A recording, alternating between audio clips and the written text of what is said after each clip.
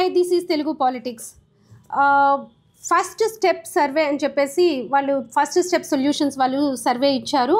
So ఇది 15th May 2024 నుంచి 28th May 2024 వరకు అంటే జరిగిందని చెప్తున్నారు. మొత్తం 1,16,000 శాంపిల్స్ని వీళ్ళు తీసుకున్నట్టు చెప్తున్నారు. అంటే ఎవరైతే ఓటర్స్ని ఎంక్వైరీ చేసి ఈ సర్వే చేసినట్లు చెప్తున్నారు. ఇందులో వైఎస్ఆర్సీపీకి 49.6%, ఎన్డీఏకి 45.5%, కాంగ్రెస్కి 3%, అదర్స్ 0.74%, నోటా 1.13% ఓట్ షేరింగ్ జరిగిందని చెప్తున్నారు.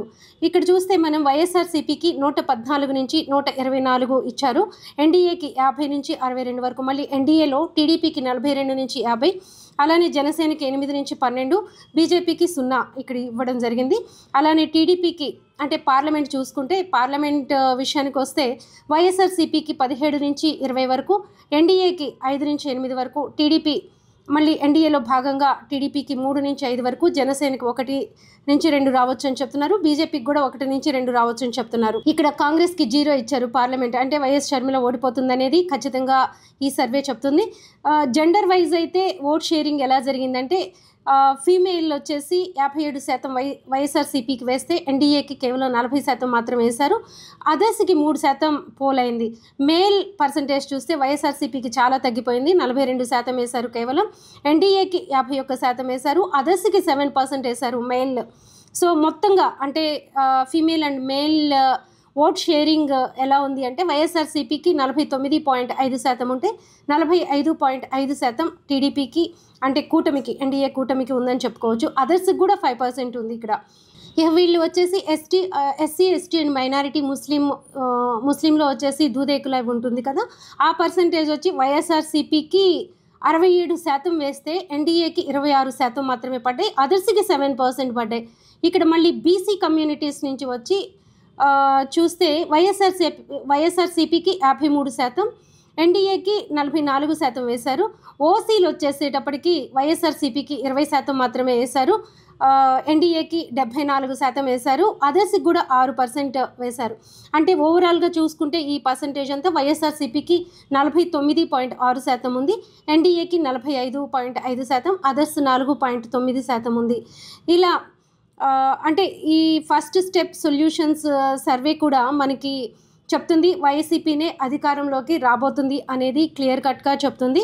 సో వీళ్ళు కూడా అంటే నియోజకవర్గాల వారీగా మొత్తం ఇవన్నీ కూడా ఇవ్వడం జరిగింది. ఇక్కడ చూసుకుంటే మనం ఉత్తరాంధ్రలో మొత్తం అసెంబ్లీస్ 35 ఉన్నాయి, వైఎస్ఆర్సీపీకి 24 వస్తున్నాయని చెప్తున్నారు, ఎన్డీఏకి 11, ఎన్డీఏలో కూడా టీడీపీకి 8, జనసేనకి 3 వస్తాయని చెప్తున్నారు. తర్వాత గోదావరి డిస్ట్రిక్ట్స్ 5 పార్లమెంట్స్కి చూస్తే మొత్తం 35 అసెంబ్లీ స్థానాలు ఉంటే వైఎస్ఆర్సీపీకి 18, ఎన్డీఏకి 17, ఆ 17లో కూడా టీడీపీకి 12, జనసేనకి 5 చూపిస్తున్నారు. తర్వాత గుంటూరు కృష్ణా జిల్లాలు 2 తీసుకుంటే మొత్తం 35 అసెంబ్లీ స్థానాలు ఉంటే వైఎస్ఆర్సీపీకి 16, కూటమికి 19 వస్తున్నాయి అంటున్నారు, అందులో టీడీపీకి 17, జనసేనకి 2 చెప్తున్నారు. అలానే గ్రేటర్ రాయలసీమ తీసుకుంటే ఇందులో ప్రకాశం, నెల్లూరు, తిరుపతి, అనంతపురం, కర్నూలు, కడప డిస్ట్రిక్ట్స్ ఉన్నాయి. 6 జిల్లాలకి సంబంధించి మొత్తం 70 అసెంబ్లీ స్థానాలు ఉంటే అందులో వైఎస్ఆర్సీపీకి 61, ఎన్డీఏకి 9 వస్తున్నాయి, అందులో మొత్తం టీడీపీకి ఇక్కడ జనసేనకి ఇవ్వలేదు కాబట్టి బీజేపీ కూడా లేరు కాబట్టి టీడీపీ 9 స్థానాలు గెలుచుకుంటుందని చెప్తున్నారు. సో ఇక పార్లమెంట్ నియోజకవర్గానికి వస్తే 25లో 18 వైఎస్ఆర్సీపీ గెలుచుకుంటుంది, అలానే ఎన్డీఏకి 4 స్థానాలు అంటున్నారు, జేఎస్పీకి 1, బీజేపీకి కూడా ఒక 2 స్థానాలు అయితే వీళ్ళు సూచించడం జరిగింది.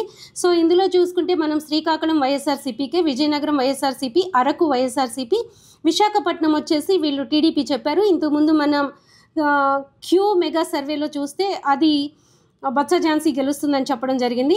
అయితే ఇక్కడ విశాఖపట్నం కన్ఫ్యూజన్ ఉన్నట్టే మనం చెప్పుకోవచ్చు. అనకాపల్లి బీజేపీ చూపిస్తున్నారు, అలానే రాజమండ్రి వైఎస్ఆర్సీపీ, కాకినాడ జేఎస్పీ, అందులో అయితే మనకి కాకినాడ వచ్చేసి వైఎస్ఆర్సీపీ చూపెట్టారు ఇందాక చూసిన సర్వేస్లో. So Amalapuram TDP, Narsapuram BJP అంటున్నారు. సో ఇందాక చూసిన దాంట్లో కూడా మనకి నర్సాపురం వచ్చేసి వైఎస్ఆర్సీపీ చెప్పారు. ఇక ఏలూరు, మచిలీపట్నం ఇక్కడ ఈ సర్వేలో వచ్చేసి మచిలీపట్నం వైఎస్ఆర్సీపీ చూపిస్తున్నారు, బట్ అందులో అయితే జనసేన చూపెట్టడం జరిగింది. ఇక విజయవాడ వైఎస్ఆర్సీపీ, గుంటూరు టీడీపీ అంటున్నారు, నర్సరావుపేట వైఎస్ఆర్సీపీ, బాపట్ల ఒకటి టీడీపీ, అక్కడ ఇక్కడ ఒకటే సర్వే అని చెప్పుకోవచ్చు. ఇక ఒంగోలు, నెల్లూరు, తిరుపతి, చిత్తూరు, రాజంపేట, కడప, అనంతపురం, హిందూపురం, నంద్యాల, కర్నూలు అన్నీ కూడా వైఎస్ఆర్సీపీ కైవసం చేసుకోబోతుంది. అంటే టోటల్ పార్లమెంట్ 25లో 18 వైఎస్ఆర్సీపీ వస్తుంది. సో ఈ రిపోర్ట్ కూడా వైసీపీకి అనుకూలంగా ఉంది. Please subscribe Telugu politics.